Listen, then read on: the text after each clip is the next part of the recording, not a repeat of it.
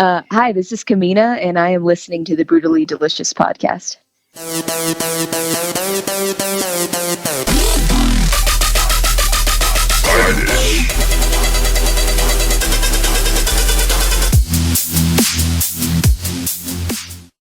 Hey, you're listening to the Brutally Delicious podcast. I'm Bruce. And I'm Kris. And Riina has disappeared off the call. Oh. And you're listening to Side Dish with Camina. All right. Yeah, we're all here. Meet Camina. Hi. Hello. Nice to meet you. Nice to meet you. Hey, thanks for joining us. We won't keep you too long.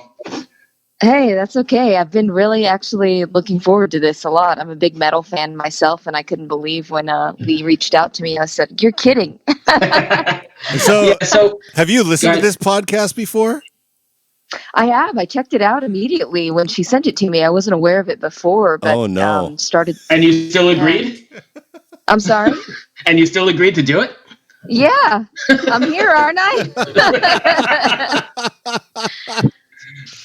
Hey, I'm going to listen, apologize. I usually don't wake up before 10 a.m. for most people, so it's 8:30 my time here. Where are you?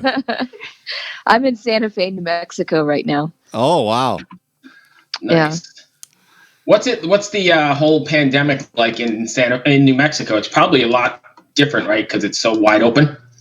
Yeah, exactly. I think people move here to naturally like self-isolate and microdose their human contact with people. I think is what they move here to do. So it wasn't really, I moved here to work on the EP just to kind of distance myself from everything, from distraction. And I have to be honest, I haven't really noticed a lot of differences until I travel to bigger cities, and I'm like, oh my God, like I see it. I'm more aware, I guess, when I go to larger cities. But here, this is just desert life. You move to the desert to isolate and live in solitude for a while, and I think we haven't really been affected. We didn't have any cases until recently. I think we're one of the last cities in the country to get a case of COVID, and I think it was actually in Albuquerque. It wasn't even in Santa Fe proper. So, wow, yeah, people haven't been sick here. Well, that's a good thing. Awesome.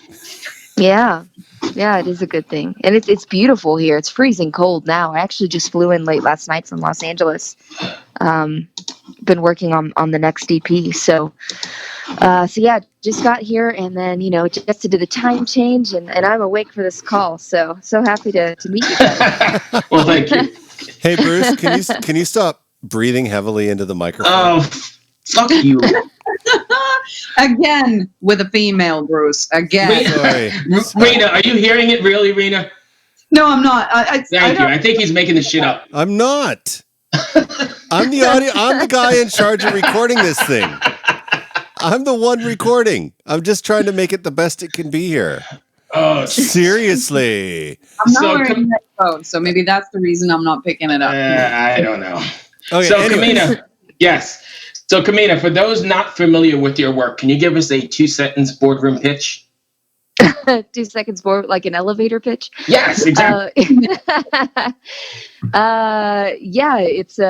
It's a trip hop, lo-fi sort of ambient project, and it's actually a unique sound. I wanted to make a project that I hadn't heard before, and mix like some South American influence from my ethnic background, and infuse it with some deep bass and I set out to craft a sound that I hadn't heard before, and it's kind of turned into this the best way I can describe it is lo-fi ambient trip hop, but it's actually so much more than that, and it's really hard to define with musical terms other than those things. I can tell you what was used to craft the sound, but it's kind of become its own thing.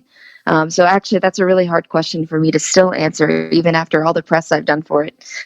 It still stumps me every time. But I am happy with how it's come out, and the best way to answer that question is it's the greatest compliment when people say, "I haven't heard this before," or right. "What is this?" So that's how I would define it. I think people that listen to it can start to add words and and their own descriptive nouns to it, I guess, and adjectives. But yeah, I don't know. It's kind of becoming its own thing. It's a different thing to everyone, depending on what your musical taste background is. But the beauty of it is, a lot of people have been drawn to it because of its differences and the sound.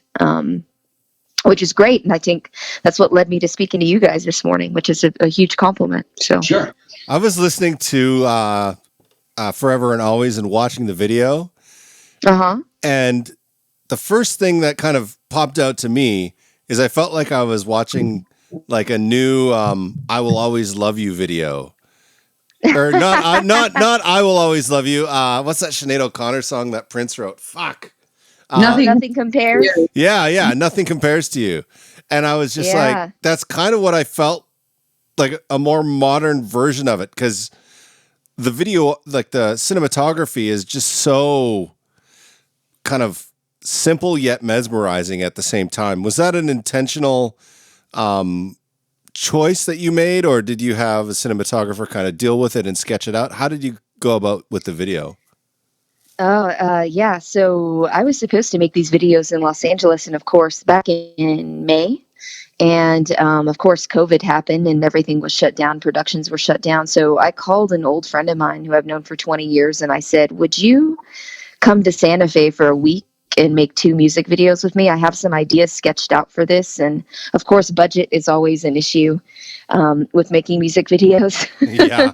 They're just so expensive to make. And as an indie musician, you just, it adds, the limitations of not having a lot and trying to make something really, really good and tangible with very little, which I love those challenges because it just allows you to get even more creative. So what I did was, in my house, I set up this black velvet backdrop and got my kitchen stool out that spun, and ordered a lighting kit so that we could have the opacity really high so that we could play with color in the post. Yeah. So editing it out. So that's kind of how that came. It's like the cheapest music video I think that's ever been made in terms of what it is. But I am so pleased with how that came out, and I'm really happy you asked about that video, because the inspiration, I was going to ask you guys about this if you guys had seen this movie, but there's a movie that came out in 2018 called Mandy.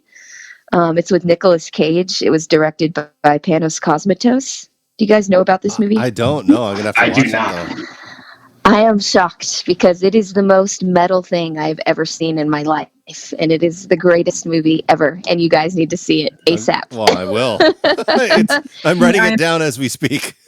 Yeah, I mean, it has everything in it. It has like this cult in it, led by this cult leader named Jeremiah. He's really sadistic in this movie, and it's kind of a horror thriller film. And then there's this like acid cult that is like all black leather, and they, are like metalheads, but they make this acid and they drink this acid and they kidnap this woman who's like this ethereal, like post-apocalyptic, like illustrator for books, and then Nick Cage, and they live in this forest, and he's like he is a lumberjack, and yeah, she's kidnapped. Anyways, I don't want to give too much away, but the way the movie was made stylistically is like so beautiful, and I kind of took a lot of my inspiration for Forever and Always from that movie.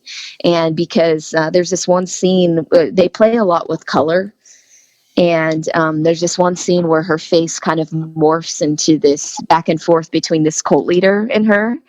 And anyways, I used a lot of the stylistic elements from that movie for Forever and Always, with me kind of morphing as I'm spinning a little bit. So Mandy was the direct inspiration for how that video came out, and it actually fits with the music as well. There's a lot of restraint, and especially with the vocals, and that approach is incredibly intentional, just in terms of, I want the music to have its own space, but I also want to allow for moments to be slightly off kilter. And so that video, if you watch it, I actually wrote the song about a dog that passed away, my dear Olivia. She passed away last year, and she actually shows up in that video twice, but very quickly, and you have to be paying attention to catch it. where our faces kind of morph together in the video. So, anyway, yeah, there's a lot of little things in there that are incredibly understated. But anyways, yeah.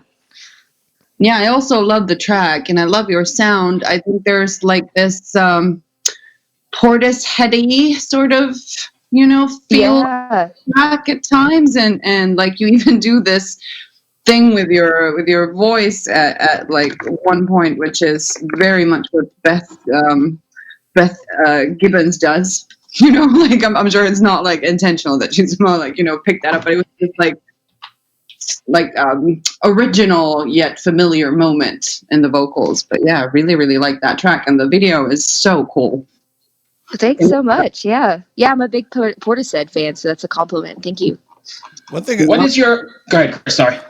Well, I think one of the things I really liked about the track, besides the vocal, which is quite good and the video is stunning, is how you took the drums and you added a lot of swing to them. And the way you were distorting the bass. Now, do you engineer your own recordings, or does someone else do that? How do you deal with that situation? Yeah, so I come up with the tracks originally with my producer, and then for this EP, we went into a studio so that we could just manage the levels, because it's tricky when you're recording deep bass, because you want it to be able, and that actually comes through in mastering as well later, but it's really complicated because you have different speaker levels and you don't want to blow someone's speakers out. You still want everything to be super balanced, right? So it was a challenge, actually. That's a good question. Nobody's asked me that yet.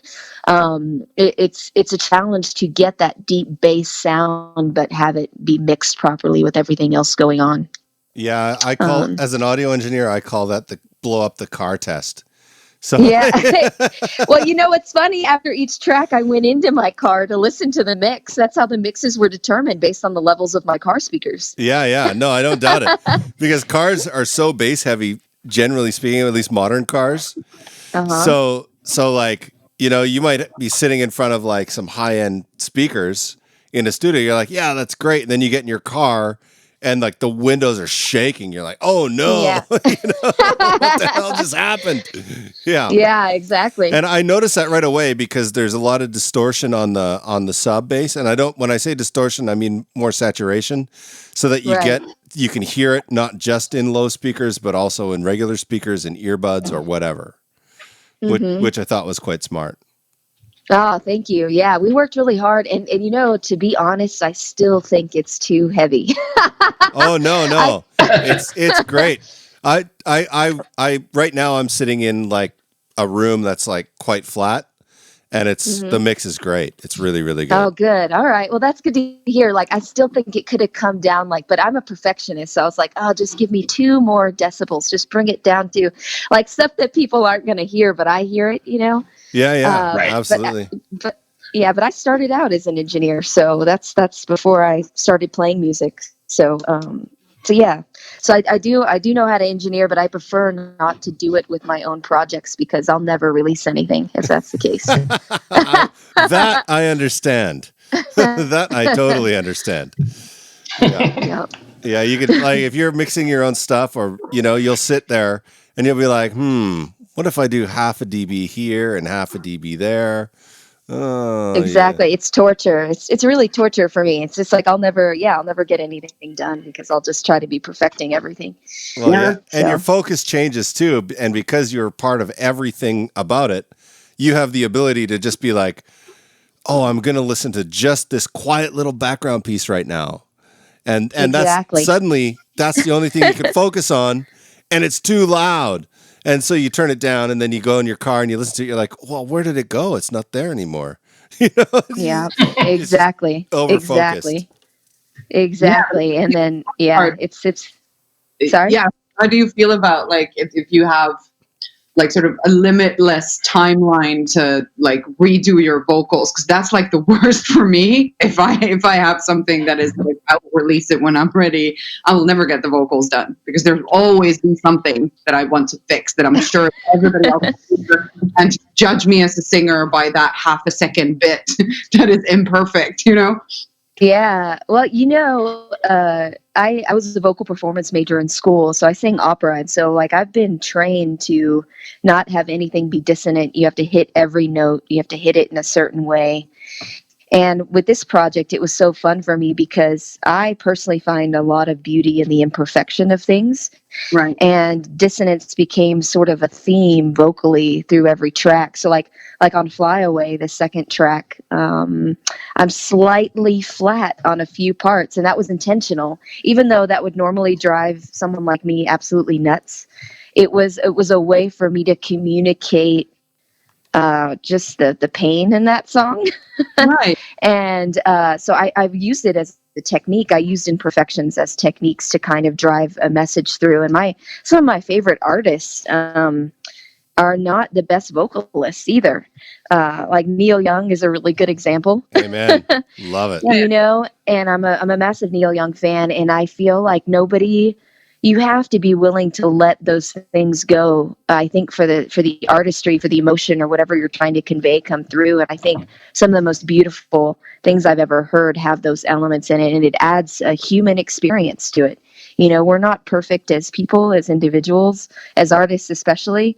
And so I think a part of the artistry is just trying to find yourself, find what works for you, and not beat yourself up about certain things. And so that's what this project sort of became for me, from a vocal approach anyway. Right. So, but I understand what you're saying, and I understand now that I've heard it, hundreds of times, now that it's done. There are certain things I can nitpick at, but at the end of the day, I'm like, you know what? This works because of this. Yeah.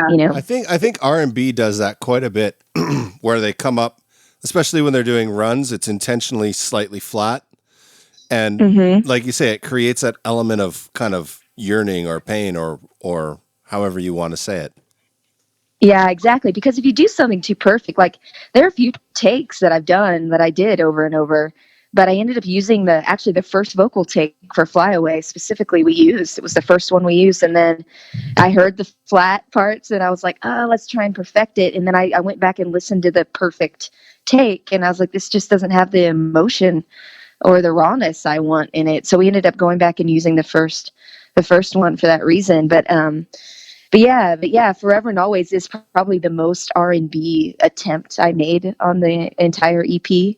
And I was definitely trying to channel. I was thinking of like Whitney Houston or, when I was really belting out those notes. But Right. But yeah. Awesome. Well, we have to wrap up here. Okay. Sorry, we have a full day here where we're just. Hey, before we go though, if people out there listening want to find your music, go ahead and plug your sites and that sort of stuff. Oh, sure. Yeah.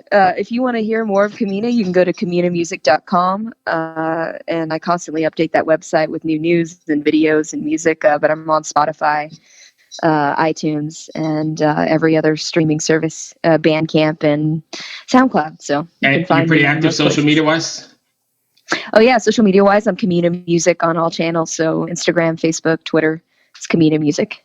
Cool. And you're pretty active. Fans can get a hold of you. Oh yeah, absolutely. Awesome. My response rate is pretty good. I'm under 5 minutes. So. That's great. That's awesome. So I got a new question now for every band that we interview. What's your response rate on Messenger and Facebook? Anyway, I hate to cut you off, but we've got another one right behind you here. Okay, sure. Yeah, it was great talking to you guys. Thank you for taking the time. I really appreciate your time, and thanks for joining us today. Yes, sure, and I'll send Lee the link when it's up. Okay, great. All right, be well, Camina.